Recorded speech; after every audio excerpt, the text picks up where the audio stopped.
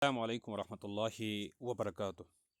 تاریخ ادب عربی first, history of Arabic literature first, M A عربی سیمسٹر فسٹ، پرچے سوم پیپر تھرڈ مانو۔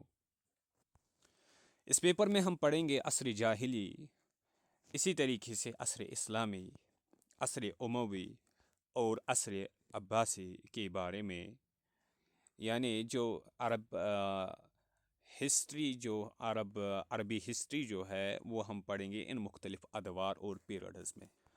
تو آج ہم شروع کریں گے جزیرہ نمائے عرب کا جغرافیہ، سامی اقوام اور سامی زبانوں سے، جس میں سب سے پہلے ہم اس کا مقصد تمہید جزیرہ نمائے عرب کے جغرافیائی احوال، حدود عربہ، جزیرہ کے مختلف علاقے، جزیرہ نمائے عرب کے طبعی احوال، پہاڑ اور میدان، صحرا اور نخلستان، نباتات و حیوانات، باشندگان، سامی اقوام کی اصل، سامی اقوام جزیرہ عرب میں، سامی زبانیں، زبان کی تعریف، زبان کا آغاز، زبانوں کے خاندان، شلیگل کی تقسیم کا نظریہ، میکس مولر کی تقسیم کا نظریہ۔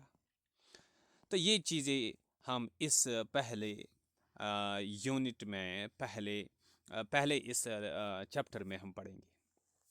پہلے ہم مقصد دیکھ لیں گے اس لیسن کا، اس سبق کا مقصد کیا ہے۔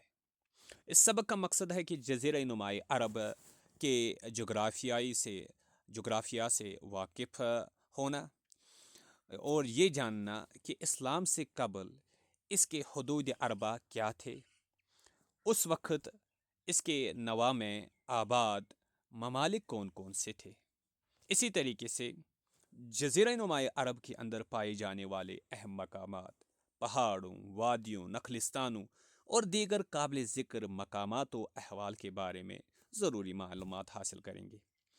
تیسری چیز، جزیرہ نمائے عرب میں پائے جانے والے حیوانات اور نباتات سے واقفیت حاصل کریں گے اور اسلام سے قبل عرب دنیا کے ذریعہ معاش اور ان کے کھانے پینے کی چیزوں سے واقف ہوں گے۔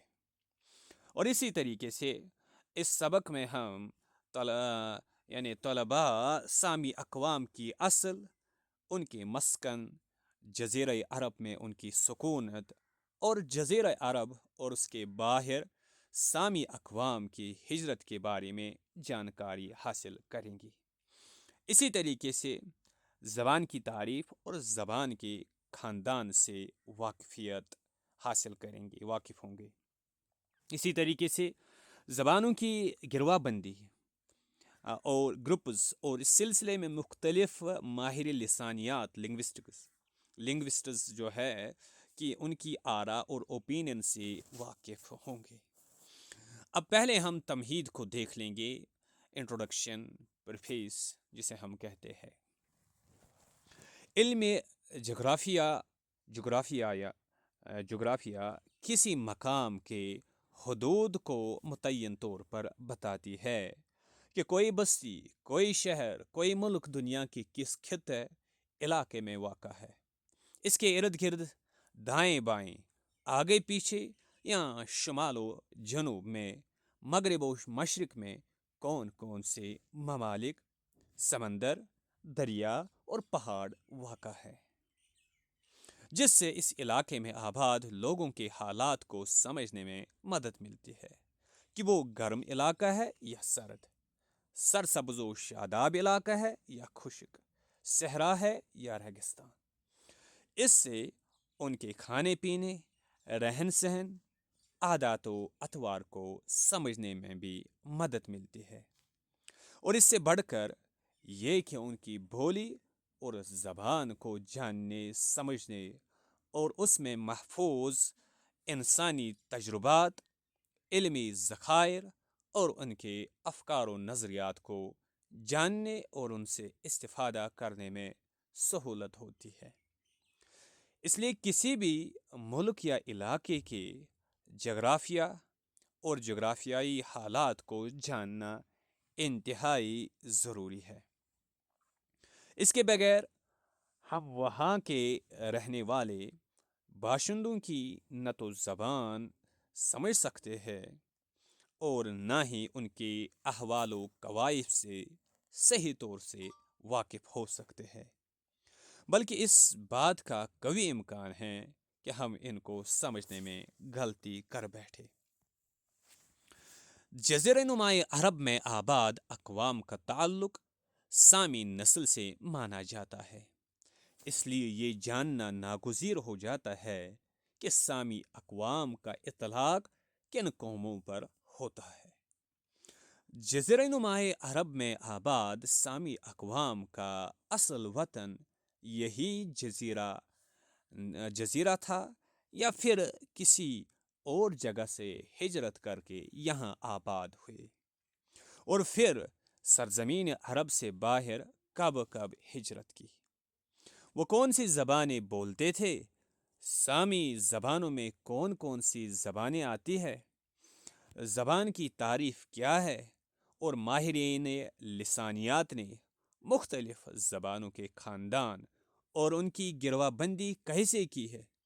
یہ ساری معلومات ہمیں عربی زبان کی اصل تک پہنچنے، دوسری زبانوں سے اس کے تعلق، ایک دوسرے سے لسانی لین دین کو جاننے میں مدد دے گی، اور عربی کی قد و قامت، بقا، نشو و نما اور پھیلاؤ کو سمجھنے میں انتہائی ممد و معاون ثابت ہوں گی۔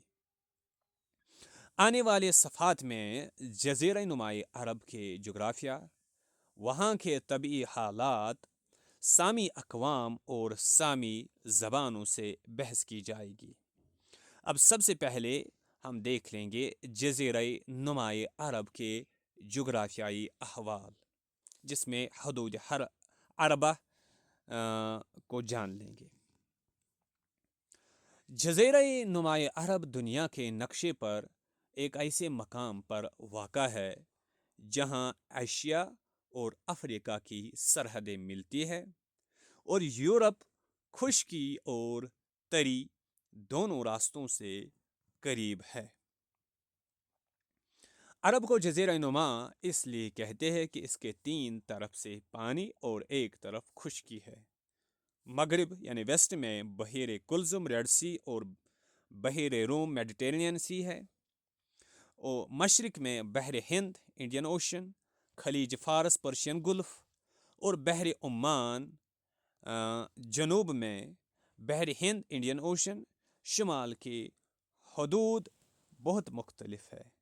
بعض جغرافیہ داں شام تک اس کے حدود کو وسعت دیتے ہیں۔ قدیم زمانے یا دور جاہلی میں جزیرہ نمائے عرب مختلف خطوں، علاقوں پر مشتمل تھا، اور ان کے نام کچھ اس طرح تھے: حجاز، جس میں مکہ، مدینہ جس کو یثرب کہا جاتا تھا، اور طائف آتے ہیں وغیرہ، نجد، بحرین، یمن، تہامہ، شہر، ظفار اور حضر موت۔ دور جاہلی سے لے کر دور جدید یعنی 1798 سے پہلے تک جزیرہ عرب کے یہ علاقے انہی ناموں سے جانے جاتے تھے، لیکن جب دور جدید میں قومی ریاستوں کا، نیشن سٹیٹس کا ظہور ہوا تو نئے نئے ممالک وجود میں آئے۔ اس طرح آج جزیرہ عرب کا اطلاق سعودی عرب، حجاز، جس کو حجاز کہتے تھے، یمن، عمان، اردن، متحد عرب امارات UAE، کویت، قطر اور بحرین پر ہوتا ہے۔ جزیرہ نمائے عرب کا رقبہ تقریباً 10 لاکھ مربع میل ہے، جو فرانس کے رقبہ سے دگنا ہے۔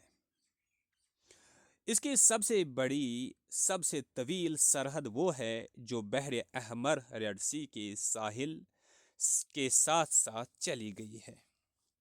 اس کا طول 1400 میل ہے، 1400 مائلز۔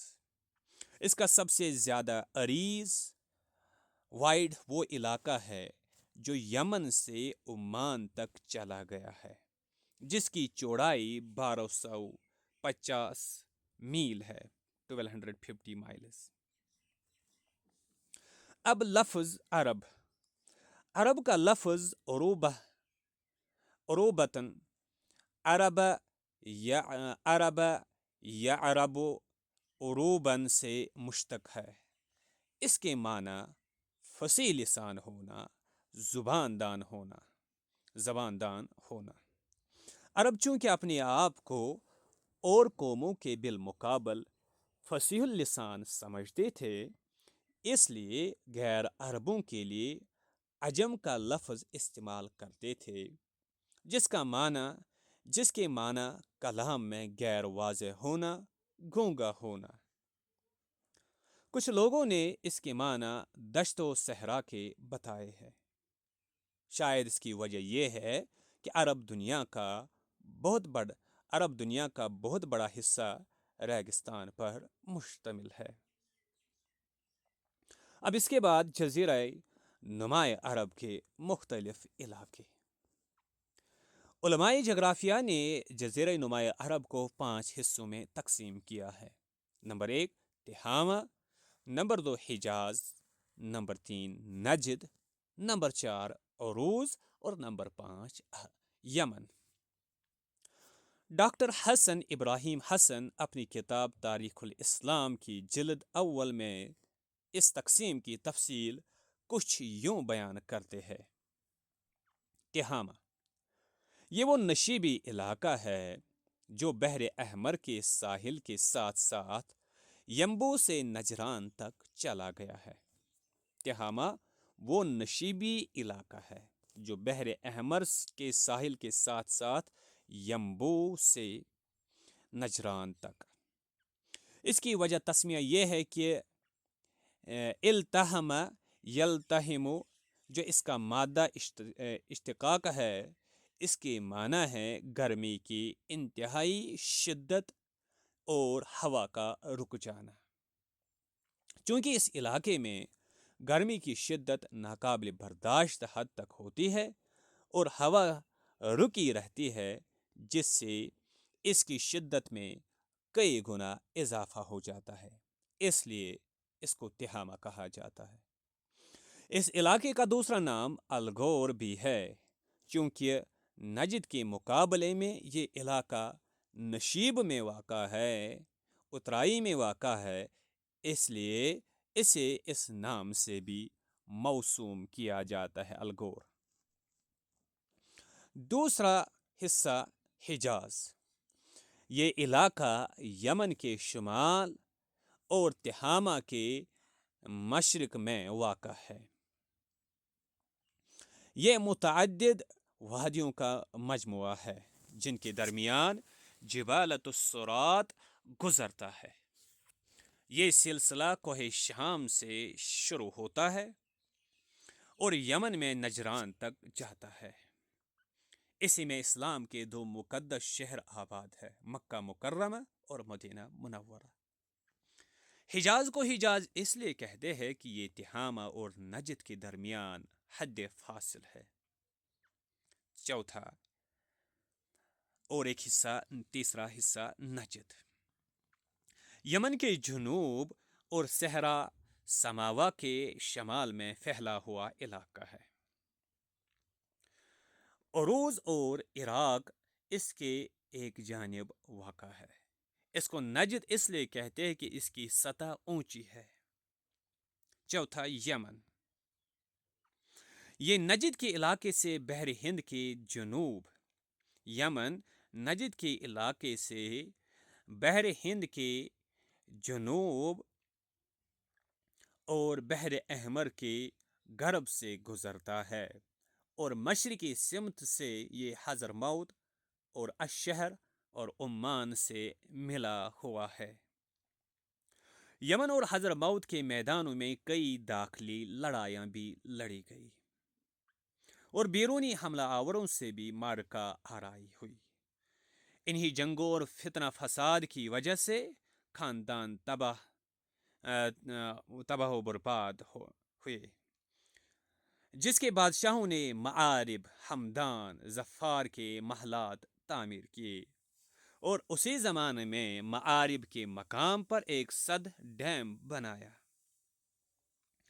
पांचवा अरूज, ये इलाका यमामा, ओमान और बहरीन पर मुश्तमिल है। इसकी वजह तस्मिया ये है कि यमन, नजद और इराक के दरमियान हद फासिल है। ओमान और बहरीन पहले जजीरे अरब से अलहदा थे और इसकी दो वजह थी, एक फितरी और दूसरी सियासी। फितरी वजह तो यह है कि उनके दरमियान और जजीरे अरब के दरमियान लकोदक सहरा, जंगल और खुश्क रेगिस्तान हाइल थे। सियासी वजह यह है कि ओमान और बहरीन हुकूमत ईरान, जो एक गैर अरब ममलिकत थी, इसके ज़ेर नगीं थे। अब अरब का आबो हवा। जज़ीरा नुमाए अरब की आबो हवा मजमूई तौर पर गर्म और खुश्क है। बारिश बहुत कम होती है और वो भी साहिली इलाकों तक महदूद रहती है। ख़ास तौर पर जुनूब और जुनूब मगरिब में ज़्यादा होती है। इसी वजह से इलाके भर में कोई बड़ा दरिया, लेकिन बारिश की आम कमी की वजह से इलाके भर में कोई बड़ा दरिया नहीं है। अलबत्ता नदी नाले बकसरत पाए जाते हैं, मगर ज़्यादातर सिर्फ बरसात के मौसम में बहते हैं। गर्मी और लौ चलने के बायस दिन में खासी गर्मी होती है, लेकिन रात दिन के मुकाबले में ठंडी होती है। जज़ीरा नुमाए अरब के तबई हालात, पहाड़ और मैदान। जिबालुस्सुरात, ये पहाड़ शुमाल से जनूब की तरफ फैला हुआ है। शुमाल में शाम व फिलिस्तीन के पहाड़ों से इसका सिलसिला मिलता है। जनूब में यमन से जा मिलता है। शुमाल का हिस्सा जिबालुल हिजाज और जनूबी हिस्सा को जिबालुल असीर और जिबालुल यमन भी कहते हैं। जिबालुल यमन से मुत्तसिल जिबालु हज़रमौत है, जिसके बाद ज़फ़ार और शहर महरा के इलाके वाक़ा है। इसी के पास जुनूब मशरकी इलाका में जिबाल उम्मान भी पाया जाता है। जिबालुस्सुरात की बुलंदी औसतन 5 से 7,000 फीट बताई जाती है। एवरेज जिबालुस्सुरात की हाइट 5 से 7,000 फीट बताई जाती है और उसकी चौड़ाई बाज़ मकामात पर कई सौ मील। जिबाल हिजाज, दूसरा पहाड़ है जिबाल हिजाज। खलीज अकबा से यमन के करीब तक सारे पहाड़ी इलाके को हिजाज कहते हैं। जिबाल हिजाज किसे कहते हैं? खलीज अकबा से यमन के करीब तक सारे पहाड़ी इलाके को हिजाज कहते हैं। ये तिहामा और नजद के दरमियान एक दीवार का काम करता है, इसलिए इसको हिजाज कहते हैं। ये जो है, ये पहाड़ जो है, ये दीवार का काम करता है, इसलिए इसको हिजाज कहते हैं।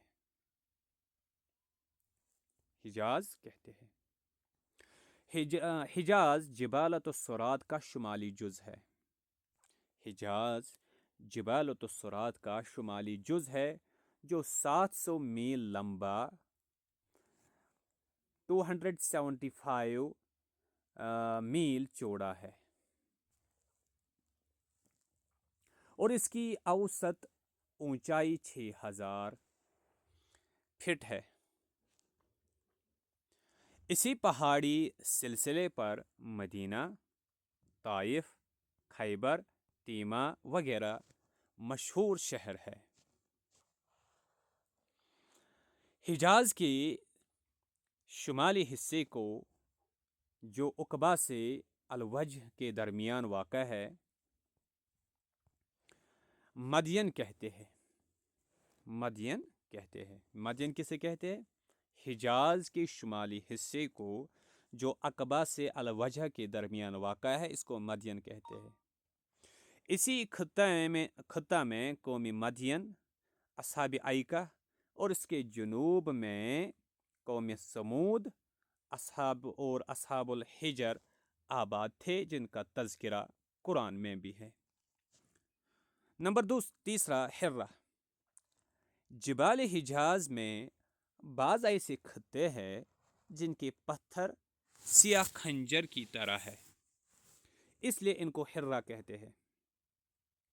جبال حجاز میں بعض ایسے خطے ہیں جن کے پتھر سیاہ خنجر کی طرح ہے، اس لیے ان کو حرہ کہتے ہیں۔ سطح سمندر سے ان کی بلندی بسا اوقات 5000 فٹ تک پہنچ جاتی ہے۔ موسم سرما میں کبھی کبھی یہاں برف باری بھی ہوتی ہے۔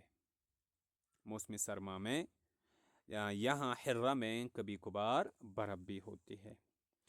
اپنی ناہمواری کی وجہ سے حرہ آبادی اور جانوروں کے لائق نہیں۔ حرہ آبادی اور جانوروں کے لائق نہیں ہے۔ اس کا زیادہ تر علاقہ مکہ و تبوک کے درمیان واقع ہے۔ مکہ و تبوک کے درمیان۔ اس سے سب سے بڑا حرہ اویریز ہے۔ مدینہ منورہ بھی 2 حرات کے درمیان واقع ہے۔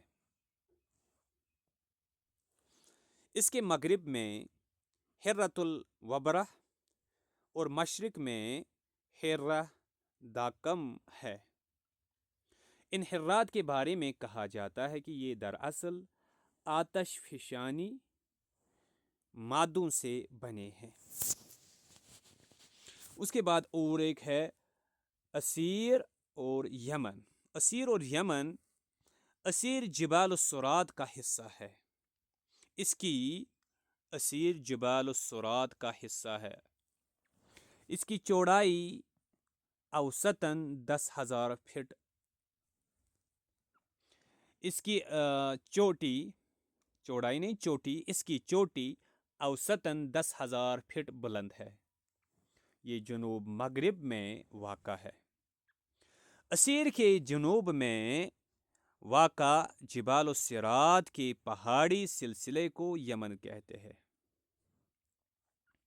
اسیر کے جنوب میں واقع جبال الصراط کے پہاڑی سلسلے کو یمن کہتے ہیں، جس کی اوسطاً بلندی سب سے زیادہ یعنی 14,000 فٹ ہے۔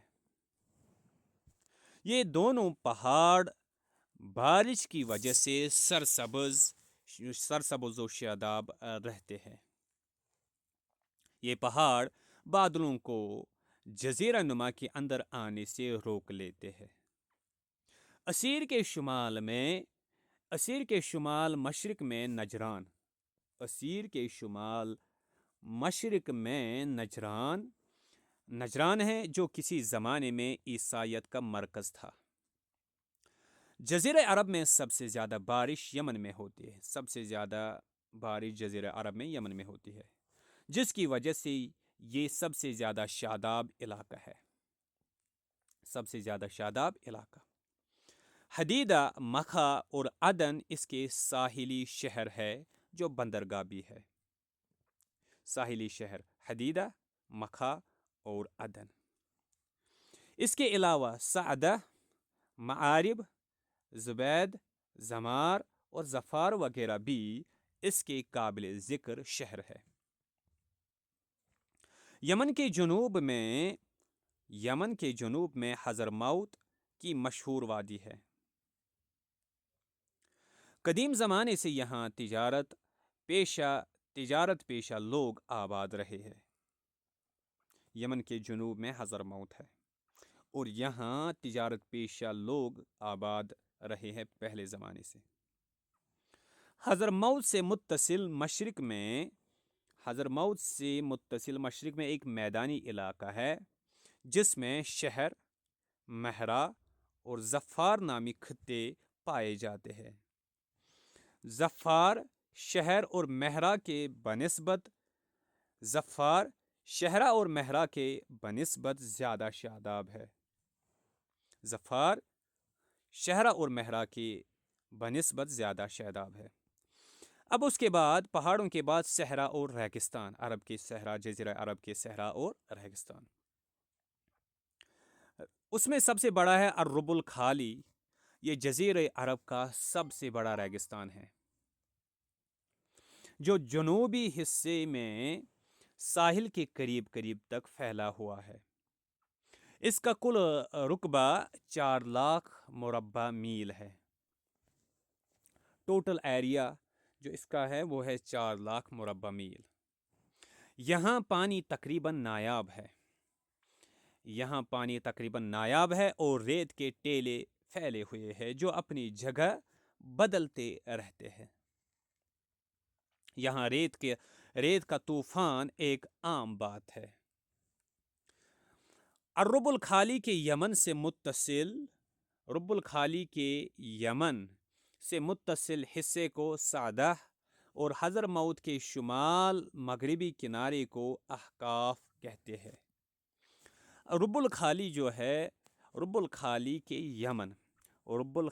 کے یمن سے اٹیچڈ حصے کو سعدہ کہتے ہیں اور حضرموت کے شمال مغربی کنارے کو احقاف کہتے ہیں، اور مہرا کے شمالی جانب کے ریگستان کو وبار کہتے ہیں۔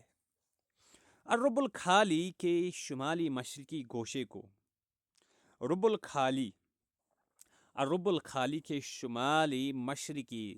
گوشے کو یبرین کا نام دیا گیا۔ ربع الخالی کے شمالی مشرقی گوشے کو یبرین کا نام دیا گیا ہے۔ اس کے بعد النفوس، یہ صحرائے نجد کے شمال میں واقع ہے۔ عرب میں ریت کے سرخ ٹیلوں کو النفوس کہتے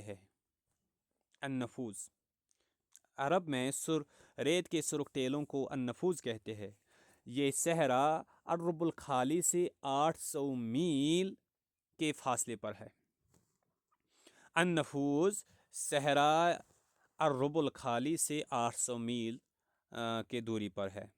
یہ دراصل چھوٹے چھوٹے ریگستانی قطعوں پر مشتمل ہے۔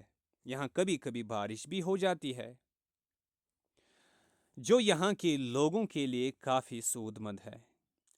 دومت الجندل کا مشہور نخلستان نفوذ کے شمالی جانب واقع ہے۔ دومت الجندل کا مشہور نخلستان النفوذ کے شمالی جانب واقع ہے۔ اس کے بعد اور ایک ہے، وہ ہے الدہنہ۔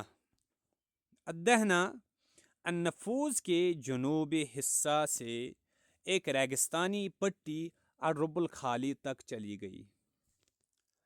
نفوذ کے جنوبی حصے سے ایک ریگستانی پٹی الربع الخالی تک چلی گئی۔ اس کو الدنا کہتے ہیں۔ اس کی ریت سرخی مائل ہے اس لیے اس کو الدنا کہتے ہیں۔ اس کی ریت سرخی مائل ہے اس لیے الدنا کہتے ہیں۔ اس میں کچھ وادیاں اور نشیبی زمینیں ہیں جن سے احساء و نجد کے راستے گزرتے ہیں۔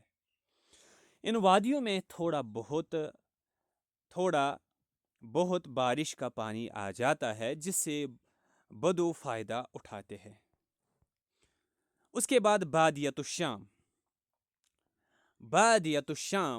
الدنا سے متصل شامی ادنا سے متصل شام میں ایک بڑا صحرا ہے۔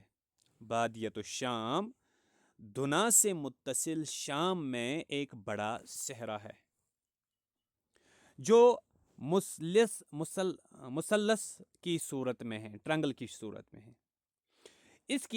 اس کے مشرق میں عراق، مغرب میں شمال مشرق میں عراق ہے اور مغرب میں اس کے شمال ہے۔ بادیت الشام میں پتھریلی مٹی کے میدان ہیں جو سفید مائلی ہے، پتھریلی مٹی۔ اس صحرا میں چند وادیاں ہیں جو سرحان اور حوران اور اس صحرا میں چند وادیاں ہیں جیسے سرحان اور حوران جو بہت مشہور ہے۔ بادیت الشام کے مشرقی، مغربی اور شمالی کناروں پر بلند پہاڑوں کے سلسلے ہے جو ایران اور ترکی کے شمالی، مغربی اور شمالی بادیت الشام کے مشرقی، مغربی اور شمالی کناروں پر بلند پہاڑوں کے سلسلے ہے جو ایران اور ترکی کے پہاڑی سلسلوں سے مل جاتے ہیں۔ یہاں کھجور کی کاشت بکثرت ہو جاتی ہے۔ کسرا کی راجدھانی مدائن بھی بادیت الشام میں واقع تھی۔ جو کسرا بادشاہ تھا اس کی جو راجدھانی تھی وہ مدائن تھی، وہ بادیت الشام میں ہی واقع تھی۔ عراق کے مشہور دریا دجلہ اور فرات بھی اسی خطے سے گزرتے ہیں۔ عراق کے مشہور دریا دجلہ اور فرات بھی اسی خطے سے بادیت الشام سے گزرتے ہیں اور ان دونوں دریاؤں کے سنگم کو شط العرب کہا جاتا ہے۔ یہ علاقہ اپنی زرخیزی کی وجہ سے ہمیشہ تہذیب و تمدن کا مرکز رہا ہے۔ اس میں نینوی، بابل، مدائن اور ہیرا جیسے شہر آباد ہوئے اور آشوری، ساموری اور کلدانی تہذیبیں یہاں پھلی پھولی۔ حضرت ابراہیم علیہ السلام کا شہر عراق کے جنوب حصے میں تھا۔ وسطی عراق کے بادیہ کو بادیت الجزیرہ یا خساف بھی کہا جاتا ہے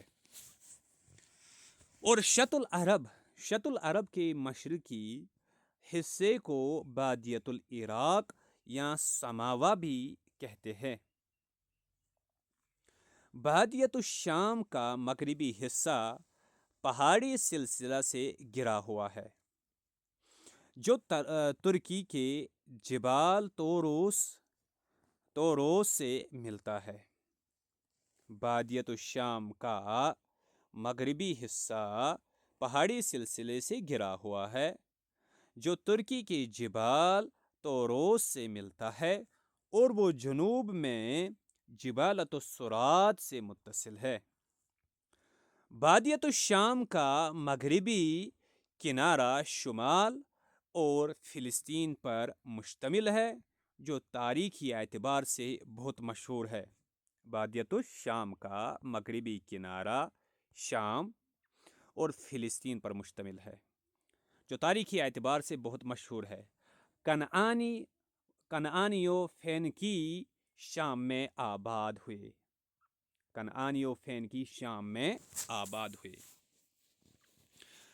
اس کے بعد مشرقی ساحلی علاقے، جزیرۃ العرب کے مشرقی ساحلی علاقے، قطر کا علاقہ ربع خالی سے متصل ہے اور عمان کے شمال مغرب میں سمندر کے اندر دور تک پھیلا ہوا ہے جو 100 میل لمبا اور 40 میل چوڑا ہے۔ دریافت نے اس علاقے کی قسمت تبدیل کر دی، ورنہ یہاں بہت غربت تھی اور لوگوں کا کام یہاں سمندر سے مچھلیاں پکڑنا اور موتی نکالنا تھا۔ زمانے قدیم میں قطری کپڑوں کی کافی شہرت تھی۔ قطر کے شمال سرحد سے کویت قطر کے شمال سرحد سے کویت کے جنوب سرحد تک پھیلی ہوئی ہے۔ قطر کے شمال سرحد سے کویت کے جنوبی سرحد تک پھیلی ہوئی ساحلی پٹی کو احسا کہا جاتا ہے۔ احسا کسے کہتے ہیں؟ قطر کے شمالی سرحد سے کویت کے جنوبی سرحد تک پھیلی ہوئی ساحلی پٹی کوسٹل ایریا کو احسا کہا جاتا ہے۔ یہ بہت زرخیز علاقہ ہے۔ یہاں کی کھجوریں بہت مشہور ہے۔ اس علاقے کے خطی نیزوں کا تذکرہ بھی جاہلی ادب میں ملتا ہے۔ اس علاقے کے نیزوں کا تذکرہ جاہلی ادب میں ملتا ہے۔ بحرین احسا کے مشرق میں 6 جزیروں پر مشتمل ایک مشہور علاقہ ہے جو تاریخی حیثیت رکھتا ہے۔ اب بحرین کیا ہے؟ بحرین احسا کے مشرق میں 6 جزیروں پر مشتمل ایک مشہور علاقہ ہے جو تاریخی حیثیت رکھتا ہے۔ اس طرح کویت بھی ایک مشہور علاقہ ہے۔ کویت کیا ہے؟ کویت بھی ایک مشہور علاقہ ہے جو احسا کا شمالی سرہ ہے، احسا کا ناردرن پارٹ ہے۔ اس کی زمین صحرائی اور پانی کمیاب ہے۔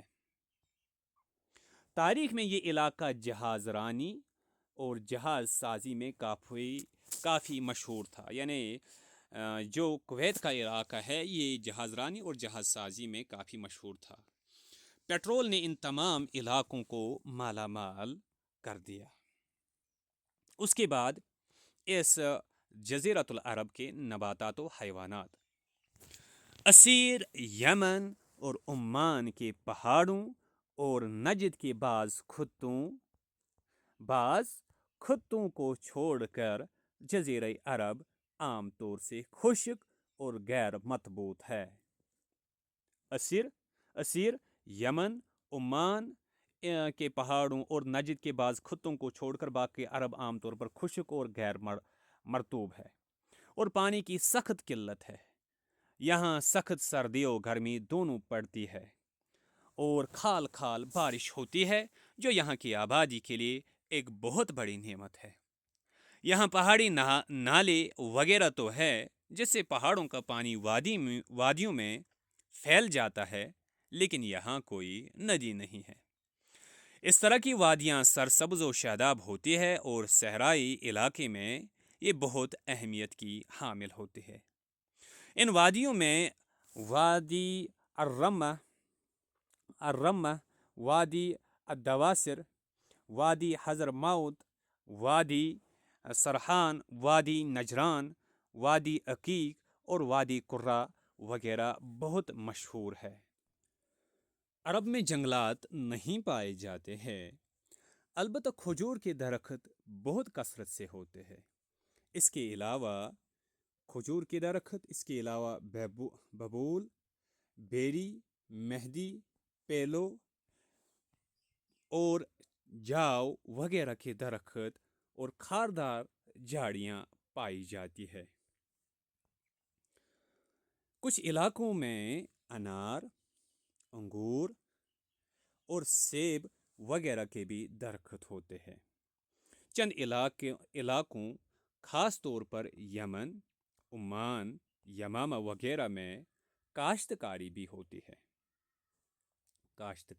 ہے۔ یمن میں، عمان میں، یمامہ میں۔ یمن کے لوگوں نے بند باندھ کر آبپاشی کا نظام بنا لیا تھا اور یہ علاقہ بہت زیادہ شاداب ہو گیا تھا۔ جزیرہ عرب کے حیوانات میں اونٹ بہت مشہور ہے جو صحرائی زندگی کے لیے انتہائی کارآمد ہے۔ عربی گھوڑا بھی پوری دنیا میں کافی مشہور ہے۔ اس کے علاوہ بھیڑ، بکری، ہرن، نیل گائے، کھچر، گدھا، شیر، چیتا، تیندوا، بجو، لومڑی، بھیڑیا، بندر، گائے، شتر مرغ، خرگوش، پرندوں میں کبوتر، فاختہ، عقاب، چیل، گدھ، شکارا اور کوا وغیرہ پائے جاتے ہیں۔ اب اس کے بعد یہ ہے کہ باشندگان کون جو عرب کے ہیں ان کے بارے میں۔ جزیرہ عرب کے باشندوں کو نسلی و تہذیبی ترقی کے اعتبار سے دو حصوں میں تقسیم کیا جا سکتا ہے۔ جنوبی عرب کے لوگ قحطانی نسل سے ہیں اور شمالی عرب کے لوگ عدنانی نسل سے ہیں۔ دونوں کے درمیان کافی اختلافات پائے جاتے ہیں۔ جنوبی عرب کے باشندے عام طور پر متمدن اور مہذب ہوتے ہیں، جبکہ شمالی عرب پر بدویانہ زندگی کا غلبہ ہے۔ دونوں کی زبان عربی ہے، لیکن ان کے درمیان کافی فرق ہے۔ جنوبی لوگ زراعت و تجارت کرتے اور باہری دنیا سے ان کے گہرے تعلقات تھے، جس کے اثرات ان کی زندگی میں نمایاں نظر آتے ہیں۔ شمالی عرب میں عام طور سے باہری دنیا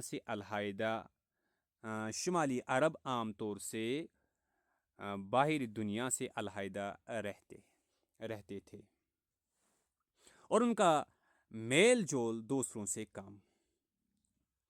پھر جزیرہ عرب کے باشندوں کو طرز رہائش اور معیشت کے اعتبار سے دو حصوں میں تقسیم کیا جاتا ہے۔ طرز رہائش اور معیشت کے اعتبار سے دو حصوں میں، ایک تو بدوی یعنی دیہاتی عرب اور حضری یعنی شہری عرب۔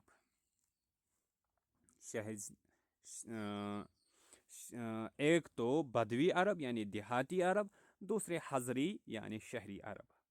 بدوی عرب کو اہل الوبر اور حضری عرب کو اہل المدر بھی کہا جاتا ہے۔ بدوی اور حضری، بدوی یعنی دیہاتی، حضری یعنی شہری، اور بدویوں کو اہل الوبر بھی کہتے ہیں اور حضری عرب کو اہل المدر بھی کہا جاتا ہے۔ جزیرہ عرب کے طبعی حالات کی وجہ سے وہاں شہری زندگی بہت کم پائی جاتی ہے۔ جزیرہ عرب کی طبعی حالات کی وجہ سے وہاں شہری زندگی بہت کم پائی جاتی ہے۔ جزیرہ عرب کے طبعی حالات کی وجہ سے وہاں شہری زندگی بہت کم پائی جاتی ہے۔ عام طور سے بدویانہ زندگی گزارتے ہیں، عام طور پر بدویانہ زندگی، شہری زندگی کم، اور چارہ پانی کی تلاش میں ادھر ادھر بھٹکتے رہتے ہیں۔ عرب باشندوں کی چند خصوصیات ہم ذیل میں پیش کر رہے ہیں۔ نمبر 1، قبائلی زندگی۔ عرب عام طور سے قبائلی زندگی گزارتے تھے۔ پورا عرب چھوٹے بڑے قبیلوں میں تقسیم تھا جو آپس میں سخت عصبیت رکھتے تھے۔ ان کے درمیان چھوٹی چھوٹی باتوں پر جنگ بھڑک اٹھتی تھی۔ سرداری قبیلہ کی اطاعت ہر حال میں واجب تھی اور قبیلہ کا ہر فرد فوجی کی ذمہ داری بھی نبھاتا تھا۔ کسی بھی مصیبت کی صورت میں افراد قبیلہ آپس میں مل کر اس کا مقابلہ کرتے تھے۔ قبائل سیاسی اور جنگی مسائل کی وجہ سے کبھی کبھی ایک دوسرے سے معاہدہ بھی کر لیتے تھے۔ عرب باشندوں کی زندگی کی ایک خصوصیت، ایک تو قبائلی زندگی، دوسری چیز ہے عورت۔ زندگی کے مختلف میدانوں میں مرد کے شانہ بشانہ کھڑی نظر آتی ہے اور اس کی ہر طرح مدد کرتی ہے، لیکن اس کو سماج میں مرد سے کم درجہ حاصل ہوتا ہے، جس کی بڑی وجہ یہ ہے کہ وہ میدان جنگ میں مرد کی طرح نہیں لڑ سکتی اور اپنا دفاع نہیں کر سکتی، جس کی وجہ سے وہ ایک کمزور کڑی ثابت ہوتی ہے۔ بعض عرب لڑکیوں کو باعث ذلت سمجھتے تھے اور ان کو زندہ درگور کرتے تھے۔ عورتوں اور مردوں کے تعلقات کسی اصول یا مذہب کے پابند نہ تھے، بلکہ رسوم و رواج پر عمل تھا۔ جنگ میں مفتوح قبیلہ کی عورتوں اور بچوں کو غلام بنا لیا جاتا تھا اور ان کو کسی طرح کے بنیادی انسانی حقوق حاصل نہ ہوتے تھے۔ اس کے بعد مذہب ان کا، اہل عرب عام طور پر مشرک بتوں کی پوجا کرتے تھے۔ ان کا مذہب انتہائی سادہ اور وہ غور و فکر نہیں کرتے تھے، بلکہ تقالید اور رواجوں پر چلنے کو ترجیح دیتے تھے۔ اہل عرب ابتدا میں بت پرست نہ تھے، بلکہ ابراہیم و اسماعیل کے پیروکار اور توحید پرست تھے اور خانہ کعبہ کا طواف کرتے تھے، لیکن انقلاب زمانہ سے ان کے اندر آہستہ آہستہ بت پرستی پھیل گئی اور رسول اللہ صلی اللہ علیہ وسلم کا عہد آتے آتے ہم دیکھتے ہیں کہ 360 بت خانہ کعبہ میں رکھے ہوئے تھے۔ ہر قبیلہ کا ایک بت تھا، جیسے قریش کا مشترکہ بت عزا و حبل، قبیلہ ثقیف کا بت لات، اوس و خزرج کا بت منات، یمن میں اہل جرش کا یگوس، خیوا میں ہمدان کا یعقوق، قبیلہ ذوالقلاہ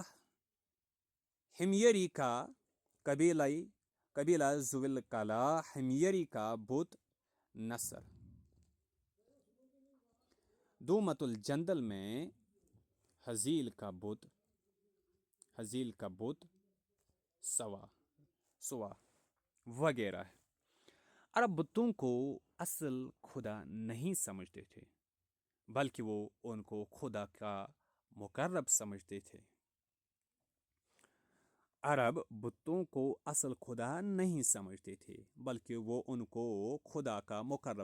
تھے۔ اور ان کا ماننا تھا کہ وہ خدا کے سامنے ان کی سفارش کریں گے۔ کچھ عرب باشندے سورج، چاند اور ستاروں کی بھی پرستش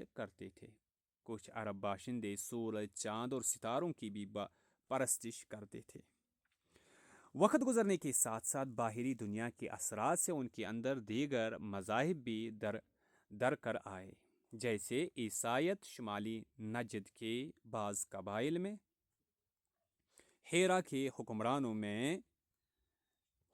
میں اور یمن کے علاقے نجران میں، یہودیت یمن میں، مدینہ منورہ اور خیبر کے علاقے میں، مجوسیت نجد میں قبیلے کندا کے آخری بادشاہ نے اس کو اختیار کر لیا تھا، اور سابیت وغیرہ، یہ مختلف مذاہب تھے ان کے ہاں۔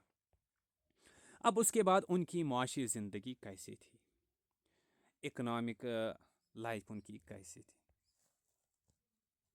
عرب عام طور سے زراعت پیشہ نہ تھے، البتہ کھجور کی پیداوار بکثرت ہوتی تھی، اور وہ بھیڑ بکریاں اور اونٹ پالتے تھے، جس کے دودھ، گوشت اور اون وغیرہ پر وہ اپنا گزارا کرتے تھے۔ ان کی زندگی انتہائی سادہ ہوتی تھی۔ شہروں کے لوگوں میں، جیسے مکہ، مدینہ، طائف اور یمن کے علاقوں میں، تجارت کا بھی خوب رواج تھا۔ وہ سمندر کے ذریعے چین، جاپان، ہندوستان کا مال درآمد کرتے تھے۔ اور پھر یمن و مکہ کے راستے اس کو شام و مصر کے بازاروں تک پہنچاتے تھے، اور وہاں کا مال ہندوستان وغیرہ لے جا کر فروخت کرتے تھے۔ عربوں میں لوٹ مار بھی عام بات تھی اور اس کو معیوب نہیں سمجھا جاتا تھا۔ اس کے ذریعے بھی وہ اپنی ضرورتوں کو پورا کرتے تھے۔ میلے اور بازار، مختلف ضروریات اور خرید و فروخت کے لیے عربوں میں میلے کا رواج تھا، جن کو اسواق العرب میلوں کا رواج تھا، جن کو اسواق العرب کہا جاتا ہے۔ یہ میلے سال میں ایک بار اپنی طے شدہ تاریخوں میں لگتے تھے اور مختلف طرح کے سامان یہاں بکتے تھے۔ اس طرح کے میلوں کی تعداد تقریباً 13، جن کے مقامات اس طرح ہے: دومت الجندل، مشکر، سخار، دبا، شہر، عدن، صنعاء، الربیہ، عکاظ، ذوالمجاز، منی، نطات، حجر۔ عکاظ کا میلہ ان میں سب سے زیادہ مشہور ہے۔ اس میں تجارت و کاروبار کے علاوہ شعر و ادب کی محفلیں بھی سجتی تھیں، اور شعراء اپنا اپنا کلام پیش کرتے تھے، فخر و مباحثت کرتے تھے، اور ایک دوسرے پر بازی لے جانے کے لیے پوری تک و دو کرتے تھے۔ ان قصائد کے حسن و قبح کو بیان کرنے کے لیے حکم ہوتا تھا، جیسے نابغہ زبیانی ایک حکم تھا ان قصائد کے حسن و قبح کو بیان کرنے کے لیے، ایک جج۔ اس میلے میں قریش، حوازن، غطفان، عقیل، مستلق وغیرہ قبائل خاص طور سے شریک ہوتے تھے۔ یہ سوق عکاظ مکہ سے شمال رخ جانے والے راستے پر نصف ذی قعدہ سے آخری ذی قعدہ تک لگتا تھا۔ یعنی یہ سوق عکاظ جو تھا، عکاظ کا جو میلہ تھا، مارکیٹ تھا، یہ مکہ سے شمال کی طرف لگتا تھا، اور شمالی رخ جانے والے راستے پر نصف ذی قعدہ سے آخری ذی قعدہ تک لگتا تھا۔ تو یہ تھی عرب کی جغرافیائی حالات، ان کی معیشت، ان کے طرز عمل، ان کی اسی طریقے سے پہاڑ اور صحرا یہ اور جانور، اور اسی طریقے سے نباتات وہاں کے جو تھے ان کے سلسلے میں انشاءاللہ اگلی کلاس میں ٹائم میں ہم سامی اقوام اور ان کی زبانوں کے بارے میں جاننے کی کوشش کریں گے۔